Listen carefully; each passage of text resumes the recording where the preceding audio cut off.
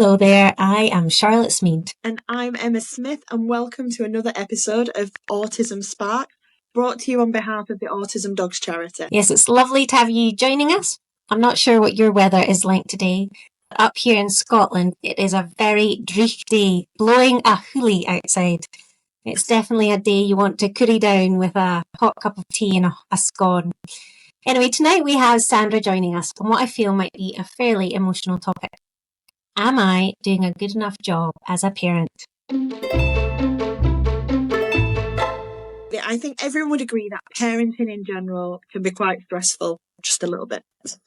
However, a Sage Journal study states that studies have repeatedly demonstrated that parents of children with ASD experience higher stress levels. They're not joking, are they? Let's be honest, than parents of neurotypical children. As well as this, parents of children with ASD report significantly higher levels of anxiety, depression, and parental distress over parents of neurotypical children. It's therefore so important to shine this spotlight on the parents of autistic children and discuss the pressures and what it is for us to personally feel like we are a good parent and doing a good job. Charlotte, what's your experience been around this topic?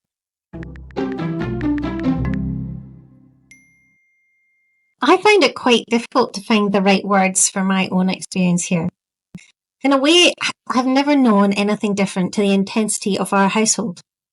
But there's always been this unhelpful voice in my head, comparing me to other parents around us. I'm wondering if I don't quite measure up.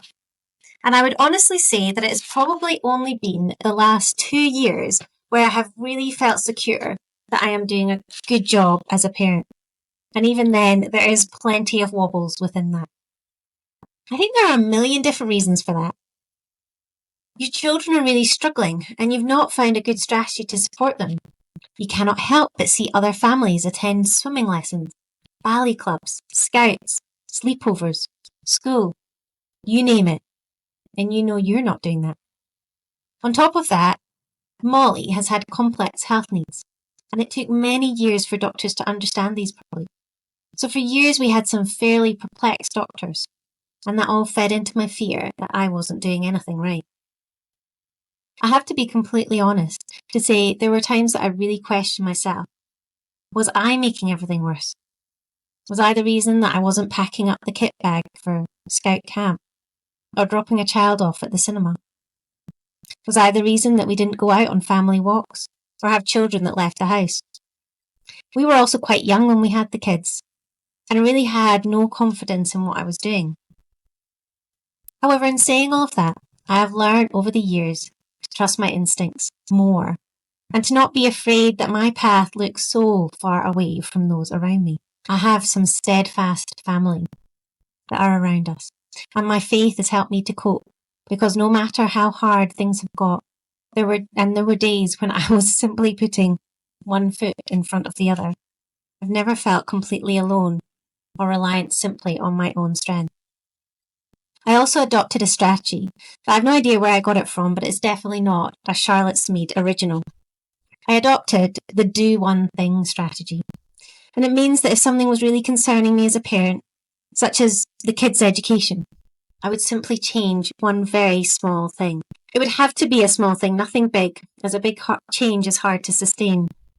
I would wait until it was completely bedded in before I even considered doing another thing. This means that I only thought about the next step, and it stops me from feeling overwhelmed. And I've implemented this strategy a lot, whether that was around helping the kids with dental hygiene, or helping Elodie to move from a place of not touching anything to do with education, to being able to walk out of 4 higher exams earlier this year. What about you, Emma? What's your experience been? I think if you'd asked me that question at the beginning of the year, I would have said that I'm doing really well, that I think, I'm doing a really good job. But we've just been through health issues with our middle child in the terms of an eating disorder and possible ASD again. And it's almost left me a bit reeling in how did I miss that? I'm already my eldest and youngest and so much energy in that. And then, they always say you miss the middle. And I did. And yet I think that I'm so involved with everything that I'm really angry. I'm such a people pleaser in life that it's hard for me not to strive for what everyone thinks the interpretation of perfect is. Over the years, I've struggled immensely with other people's thoughts and what I perceive their opinions to be of me and my parenting. The ones that pass in the street and throw a look, the ones that you almost feel like are judging you.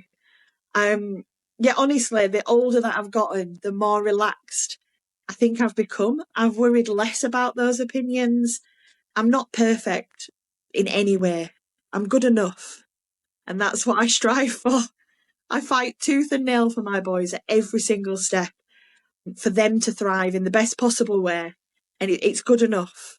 Not perfection, not pretty, but it's good. And I think that also comes from the confidence of finding friends and other families through the Autism Dogs Charity. Finding those parents that get it has been life-changing for me.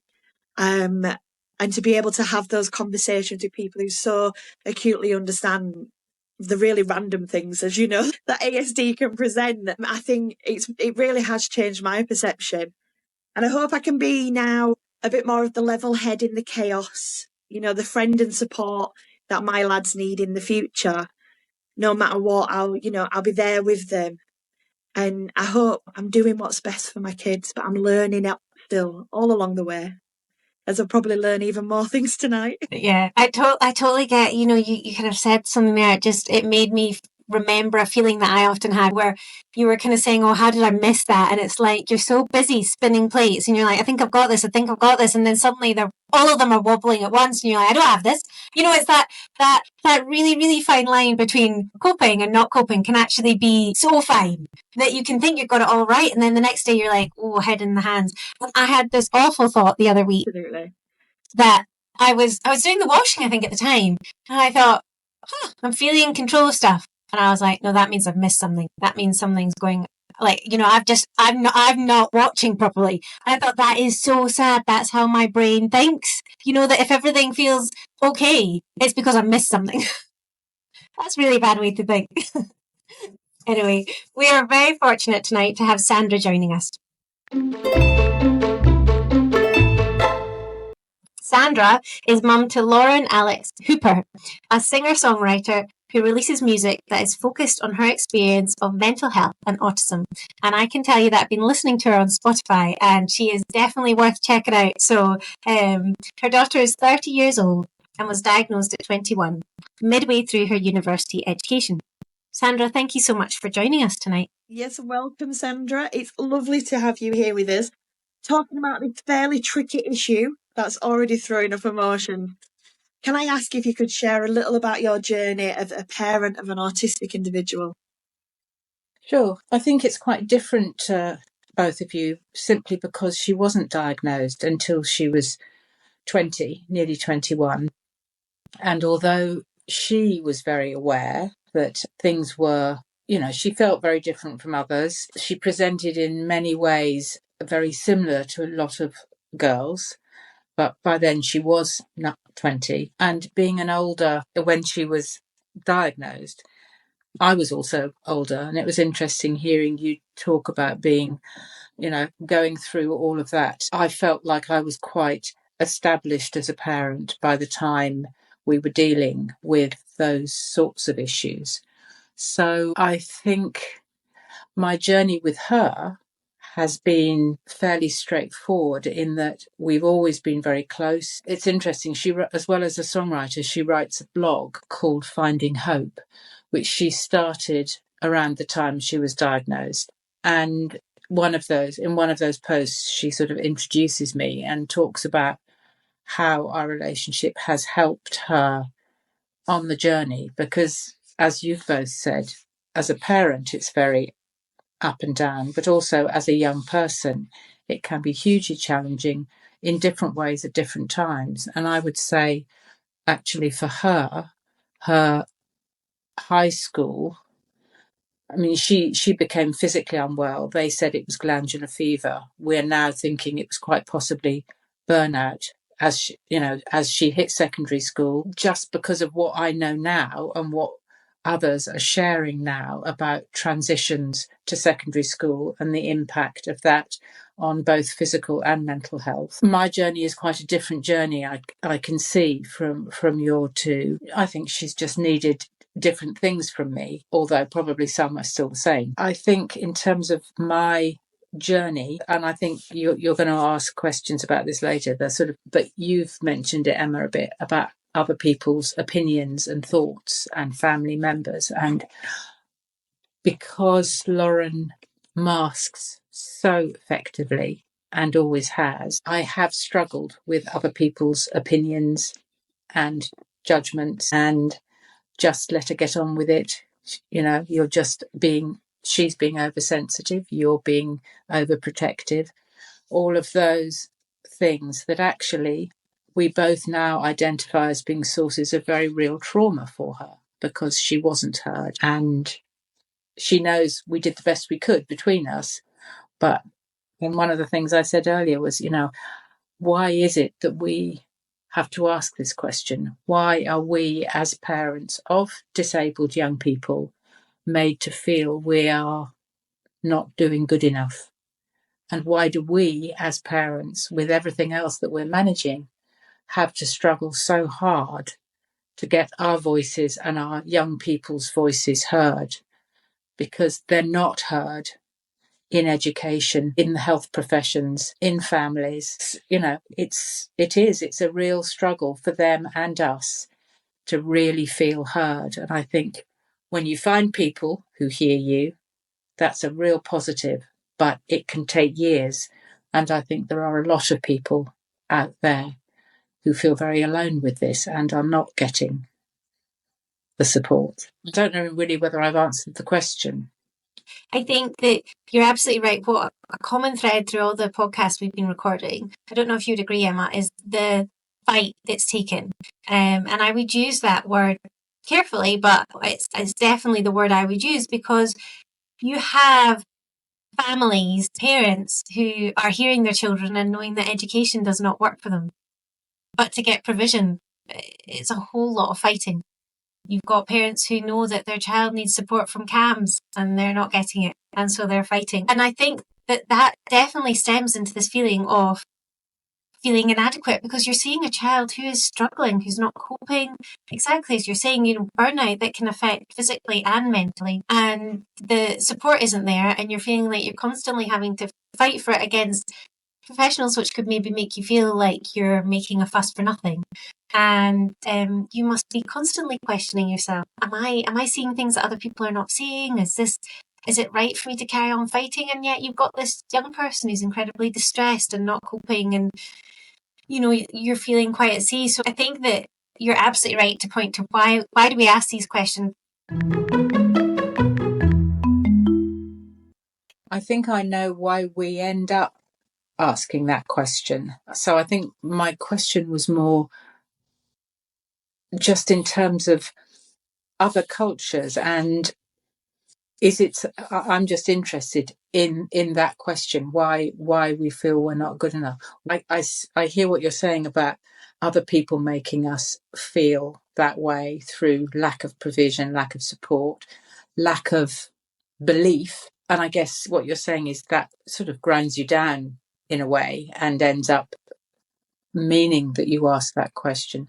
But I just wish we didn't find ourselves in that position of asking that question, because I think as a parent, we need to feel we are doing the best we can, both for ourselves and for our young people. And I think not believing that then gets in the way of a sort of, constructive, healthy relationship, which I think we would all say our young people need more than ever, because they do need us around for longer and they do need us to do more than their peers. And so that just undermines that relationship that needs to exist. I think as well it stems, I know it's that abject sense of failure, but I think that comes so intrinsically linked to the areas that we live in, where we live in the world as well, when we're talking about the bigger picture. Because I don't know about you guys, but if you see something,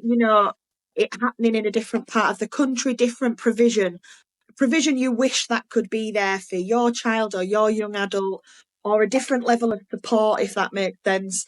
That it's almost like, I don't know, you wish for that, and then it makes you feel like you're failing because you can't provide that.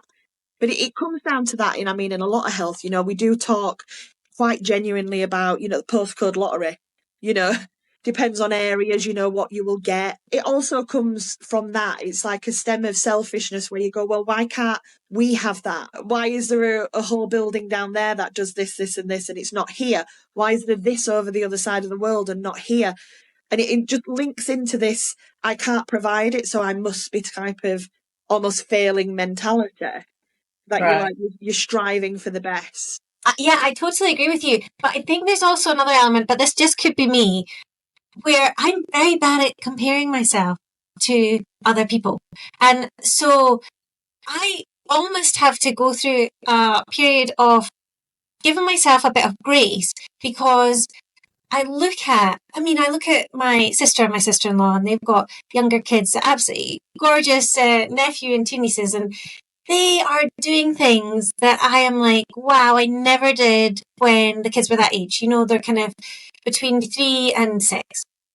And they're going on camper van trips, and they're spending days going cycles and picnics and football clubs and music clubs. And they love it. And the whole family going and doing family things. And I had to honestly go through a bit of a period of just being like, no, it's not that I was doing anything wrong that we didn't do that. My kids were diagnosed when they were toddlers, when they were young. And I have to go, it's okay.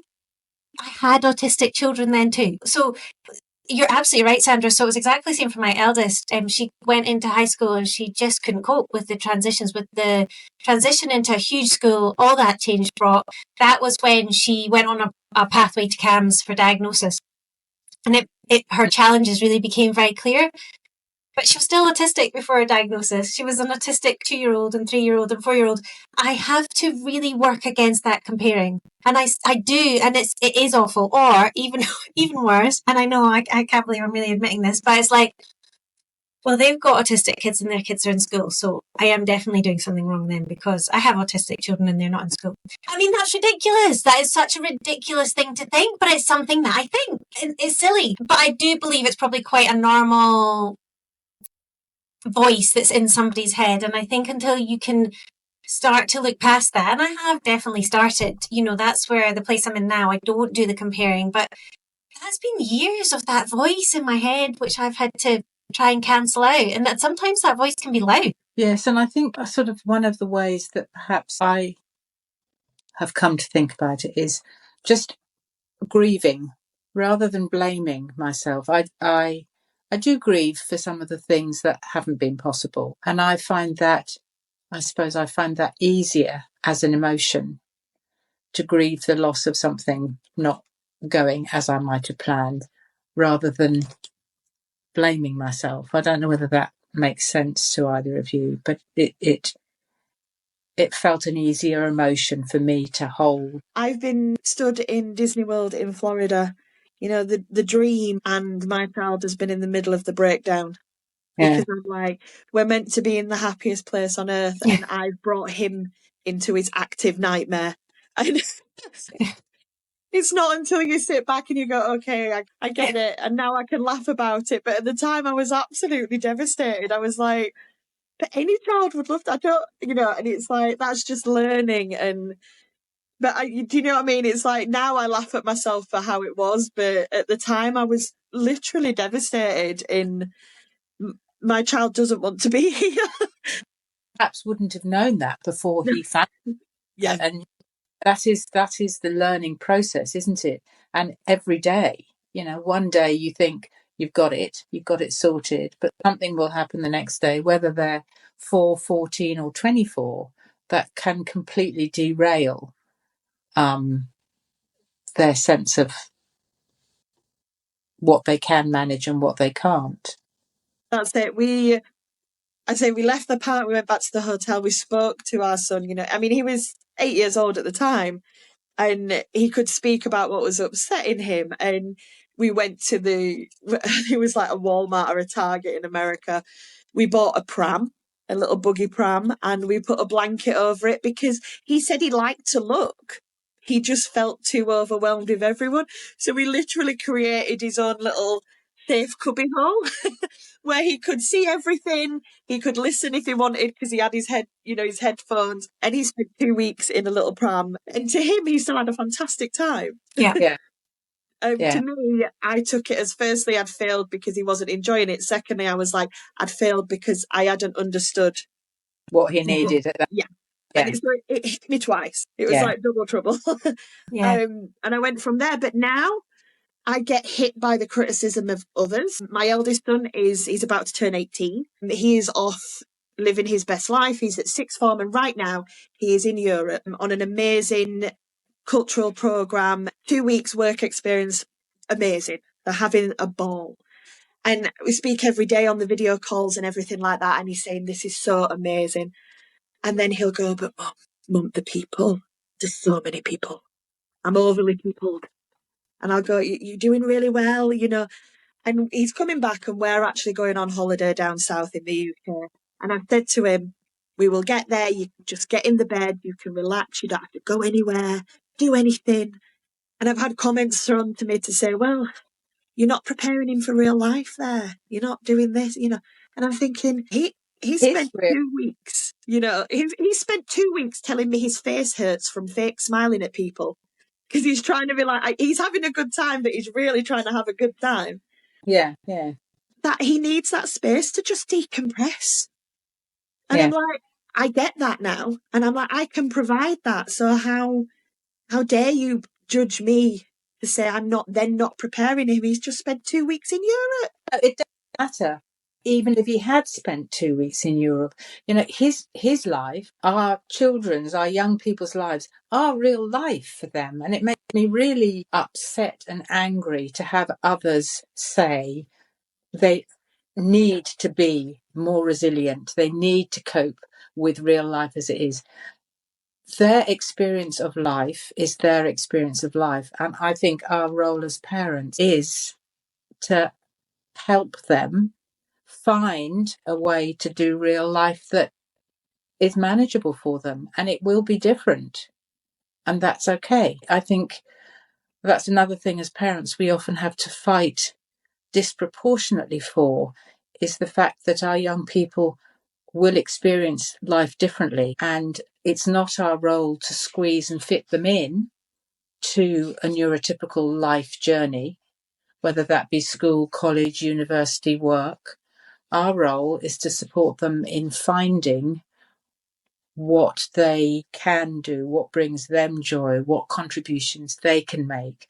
With Lauren, her contributions are through her music, through her blog writing, through her advocacy. During uni, she became her best advocate, and that has meant that people at uni now are put in contact with her so that she can offer her experience and her thoughts. Now, nobody pays her for that, but that is a good life. It doesn't necessarily fit with going out and getting a job, living independently, paying the bills. Isn't everyone's way. And I think as parents, that's one of the things I find difficult, I think. That expectation that we should all be preparing our children for real life. Yeah, absolutely. Real life sucks a lot. You can edit that out, but that's a fair point. Hard, and not necessarily the best way for us all to be. I am self-employed. I work from home. I've created my own project that means I can work from home. That means I can support Lauren. That means I can look after the dogs. But that takes time and working it out day by day. I think it's going to really stick with me what you said about grieving, not blaming, which really kind of just reframing those feelings and kind of, I suppose, allowing them quite a healthy outlet, because I think it is good to grieve because it kind of helps take the pressure off it being something you've done wrong and more just being about where expectation and reality don't quite meet each other. I'm definitely going to take some time and think on that. And kind of, Emma, what you were talking about, oh gosh, how when people talk about stuff and it just brings back so many memories, and I have been in situations where I have felt awful because I didn't think it would be hard for the kids, and then we were there and they're just not coping, and I'm kind of looking around going, how did I get this so wrong? How did I not figure this out, that this would be so difficult for them? And also, kind of what you were chatting about with Disneyland, I have now got a phrase that I repeat to myself when things look like they've all gone really badly downhill, which is that everything can be redeemed. And that doesn't mean that it's all going to be exactly as you think it'll be. But every situation that looks like it's quite beyond hope, there can be an element of, right, we can come to the good here. We can make this work for us and everyone here. And I suppose that's exactly what you were doing. You recalibrated, you went, what do we need that's going to make sure that your son's having the best time in his way? Which I think kind of is what you're saying, Sandra. It's not about this cookie cutter, let's prepare you for adulthood, that is what you need to actually know. It's about, let's help you be comfortable in your own skin, understand who you are, make sure that you're, coping and in terms of mental health difficulties and being well supported. And it's not about, well, you're 18, you should be off at university living independently and which for the majority of autistic individuals is going to be a huge challenge.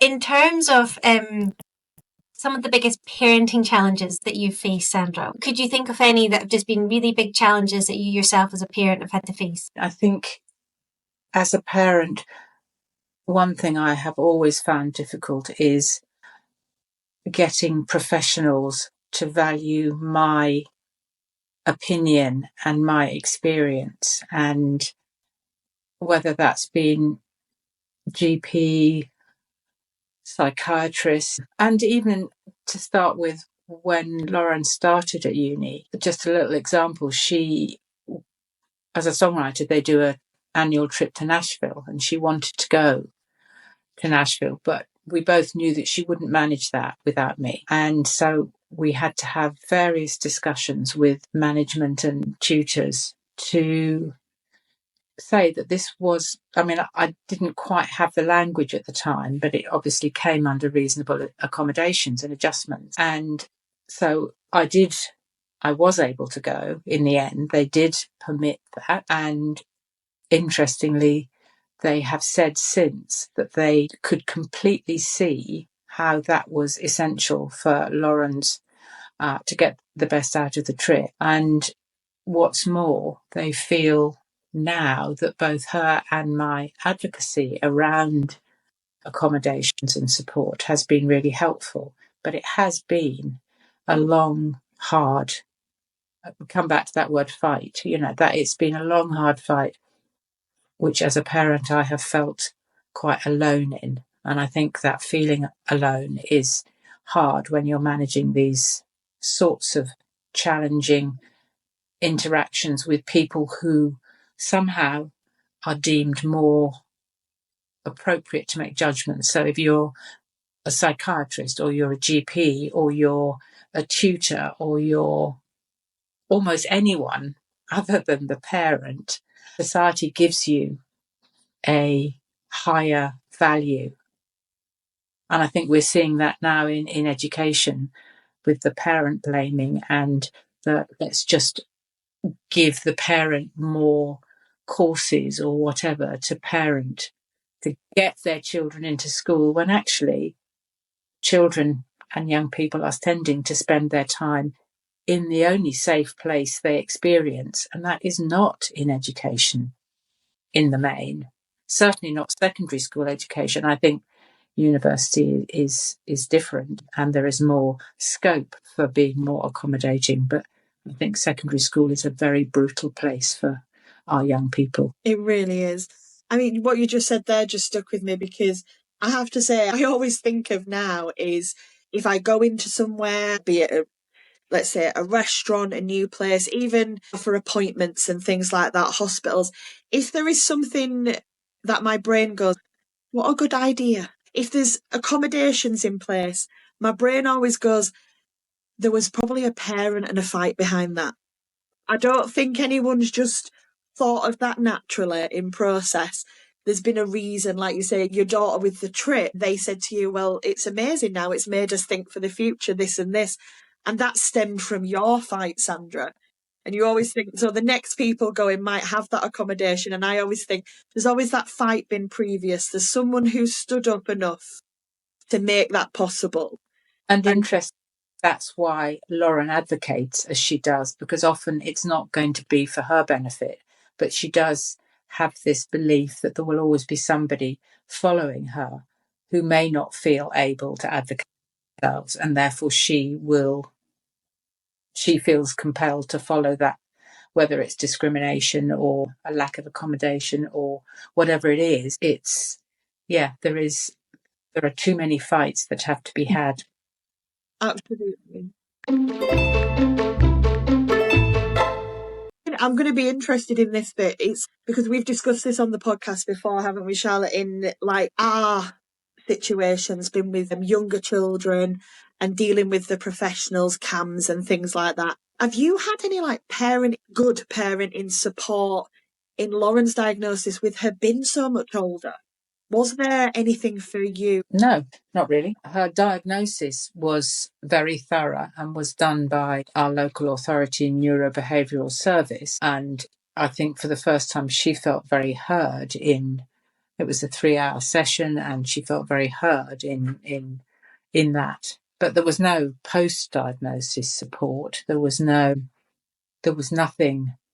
that gave either of us any guidance and direction as to where we could go to understand. So I think Lauren does a lot of online research. She needs to know. And I've followed that lead really. And so I end up doing a lot of research. I have found probably the most useful support avenue has been, I don't know whether you know of it, Charlotte, having daughters, but the Autistic Girls Network. Have you? I've come across. I've not interacted with it very much, but yeah, I think we were signposted there after diagnosis. Yeah.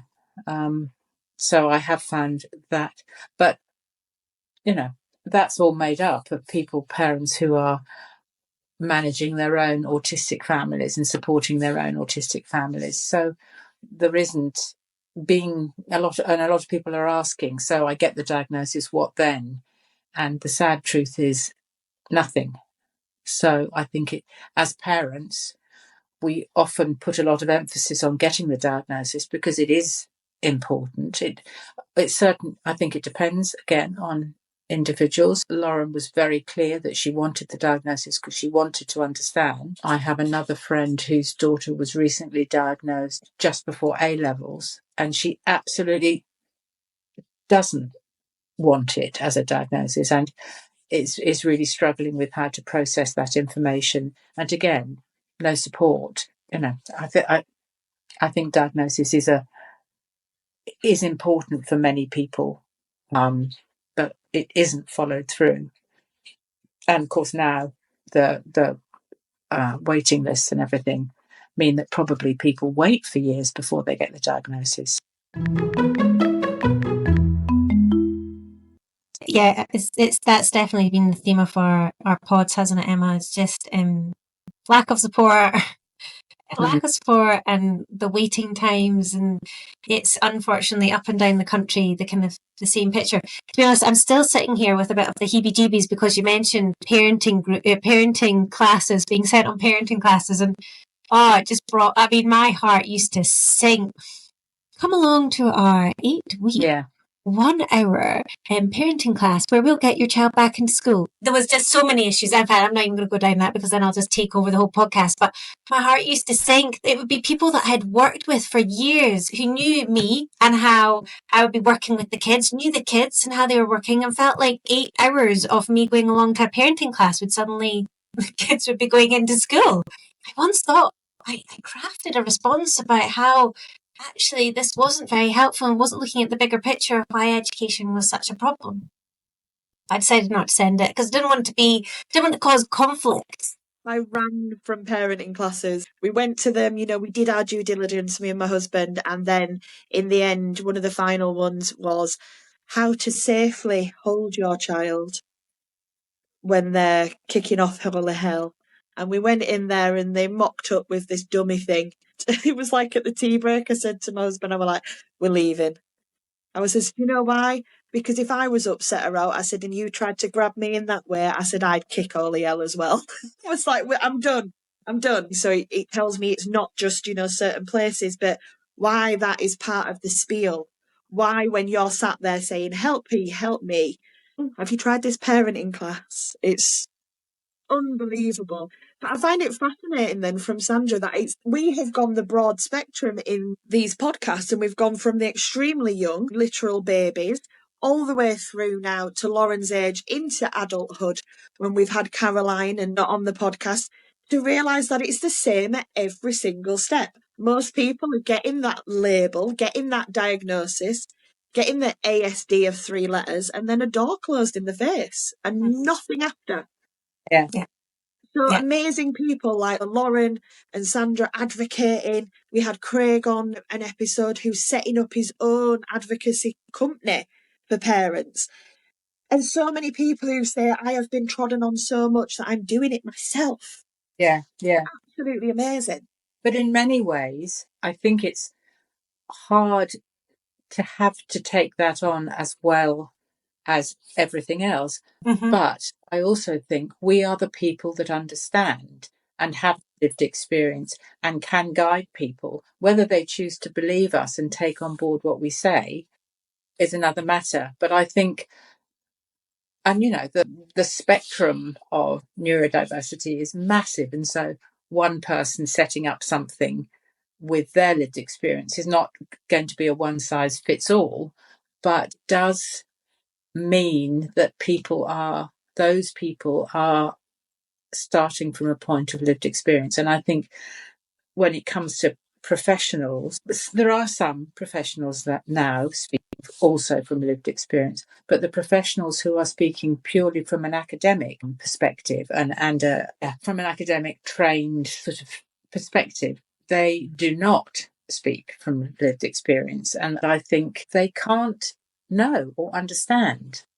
And I still remember before Lauren got her diagnosis, we had to go and see a private psychiatrist who did the basic test with her and said, no, you're not. And she went home. It was Christmas Eve, and she spent the next 3 days researching why she believed she was autistic, presented him with a 24-page document, after which he read and apologised for not fully exploring that with her. But, at the time she was 17, 18. And as she says, he was the professional. So I think I think it's great that people are starting to set up their own projects, advocacy groups, doing their own advocacy, because it is that lived experience that will hopefully help support others. But as a parent, I think it's hard to have to do that whilst also parenting however many children you're parenting.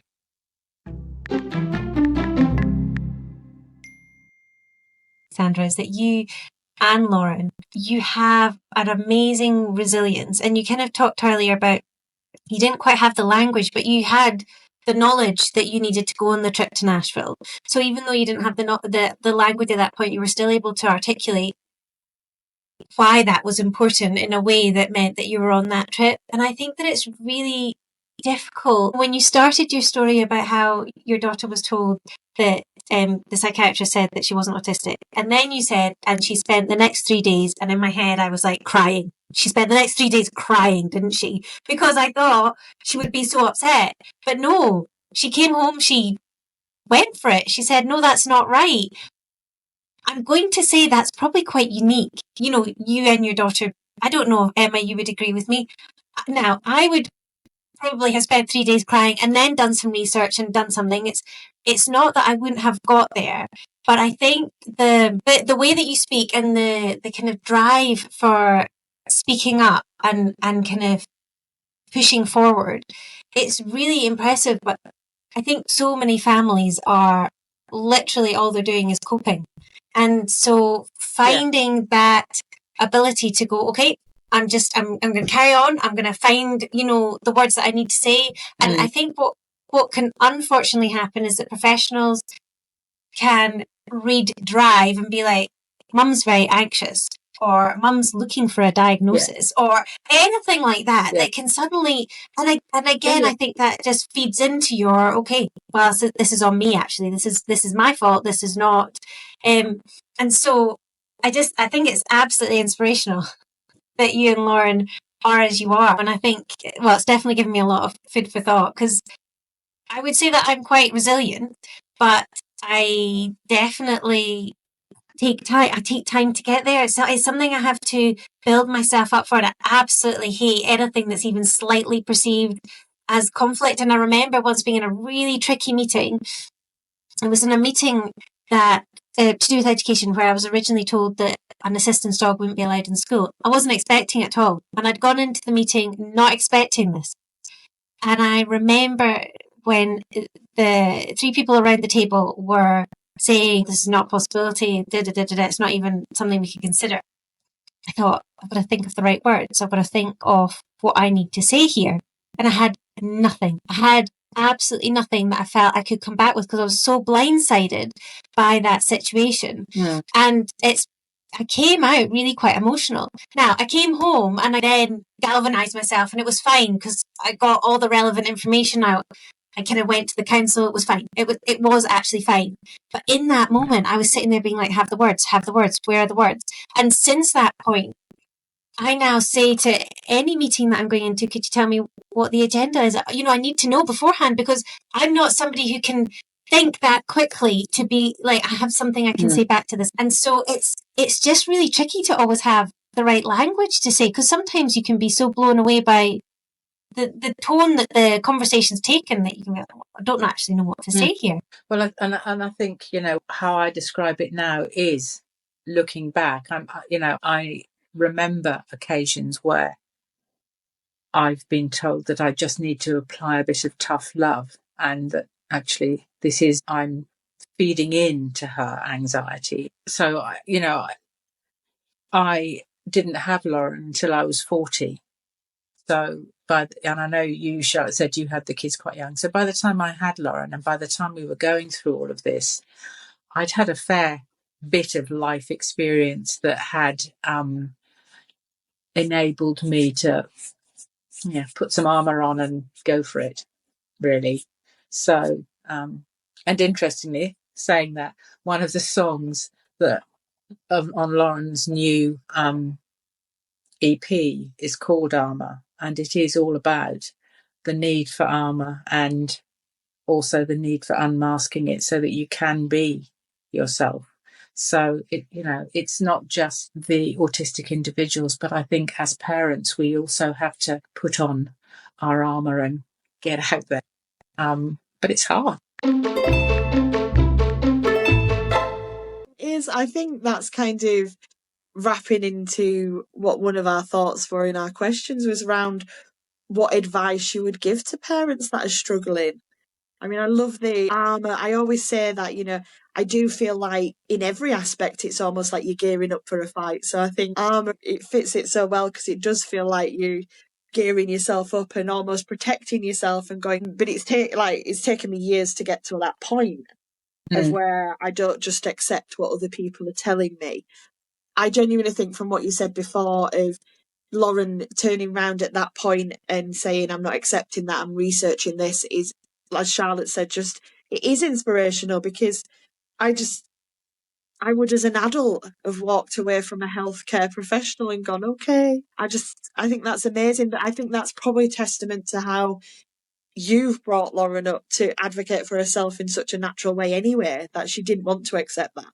It's been a mutually engaging and supportive relationship that has allowed us both really to, she says in her blog, when she talks about how we've done that sort of advocacy together, how she knows that I will always be there alongside to help her with anything she needs help with, but also to just push her when she needs that nudge to try something that's perhaps feels harder than she would have tried before.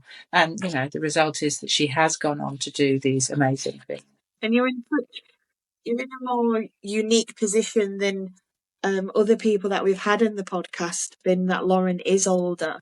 Yeah. So, I mean, I think it would be a unique perspective to say, what advice would you give to parents of older teens, older young adults when they're struggling? Now, because I do communicate with others in sort of the groups that I'm part of, and I think what I always say, and it's a very well-worn phrase really, that all behaviour is communication. And so look at that behaviour, watch what that behaviour is telling you, and keep communication open. And the older they get, the more they are able to communicate their experience. And I think particularly for older autistic people, the sort of young people, Lauren's age, and she has a lot of physical health issues, which is interestingly just being recognised as being part of the autistic condition. She has hypermobile Ehlers-Danlos, and so that is now being seen as something that is the physiological part of autism. But what I was trying to say was that as they get older, the parenting changes, and there's this wonderful group called Parenting Mental Health, and it's run by a woman who has written a book about her approach, which is about partnering, not parenting. And basically what it's advocating, I think, is that as they get older, you need to shift how you work together and live together and love together. We have to just shift the way we are as parents to support the young people at whatever point they are in their life. And, it's not the same for everyone. It'll be different for different people. It'll be different for different ages, different experiences, different genders. Within neurodivergence, there's also a lot of gender questioning. And so there's lots of things that as a parent of an older young person is different to when you're going to Disney, for instance. So as a parent, the biggest challenge, I think, is to tailor one's parenting to the needs of the young person. Does that make sense? Does that answer your question? It really Yeah, does. absolutely.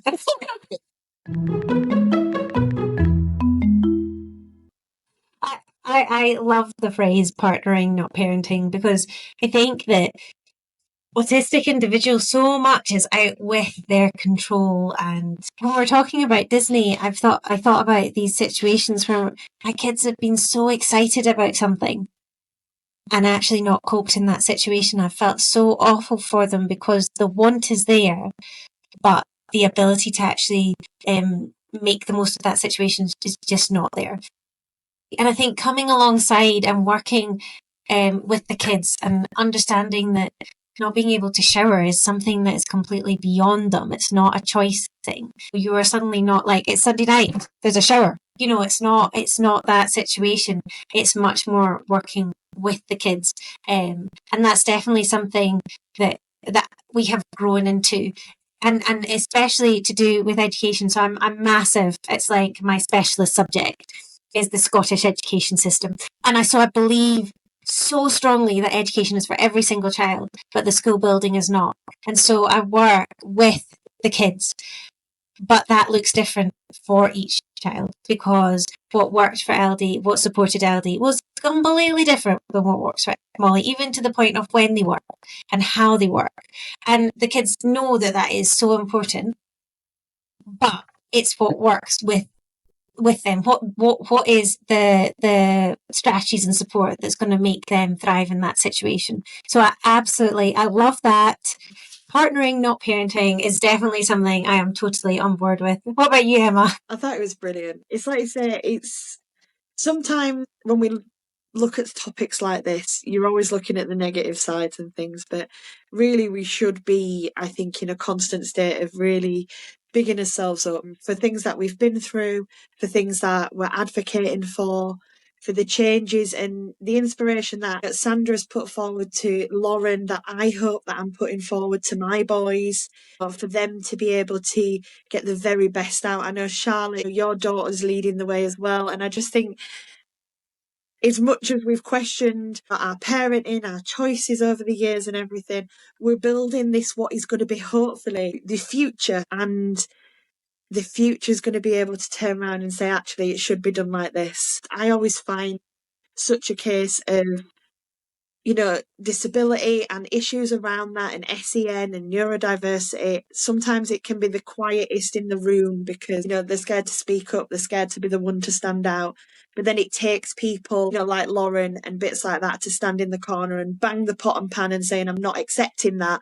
Actually, this is how it should be done. And, I'm hoping that we're all three of us are gathering a little band of that together, and that's happening everywhere. I'll forgive all my struggles in the world if it means that they're going with such a positive outlook to be able to advocate for themselves. I do feel it's been a bit of an emotional roller coaster tonight. There's been also a lot of inspiration. But I am so sorry if the things we've talked about tonight have resonated with you at home, because it's so very hard to feel at a loss as a parent, to feel desperate, to feel that you have failed. And it's easy for me to say, no, you're not. You're doing a great job. And for you to actually believe that is a whole other thing. So maybe instead, by listening to us tonight, I hope that you feel a little less alone with your thoughts. There is, as Emma said, a whole lot of us out there feeling the same. We are your tribe and we have your back. I love this quote by Vincent van Gogh. Normality is a paved road. It's comfortable to walk on, but no flowers grow on it. And I'm sorry that the path you're on is so far from others that you see, from what you expected. But never underestimate what beauty can grow on the path you are creating. Really, that is beautiful. And we would love to hear from you about this, what your experiences have been. Have you felt that relentless pressure of not being able to think you're doing things right? Please head on over to our Facebook page as normal and our Instagram page, Autism Dogs Charity, where there will be an opportunity for you to share your thoughts on this subject. We would love to read them. And all the other pods in our series will be there. Until next time, goodbye for now. Bye.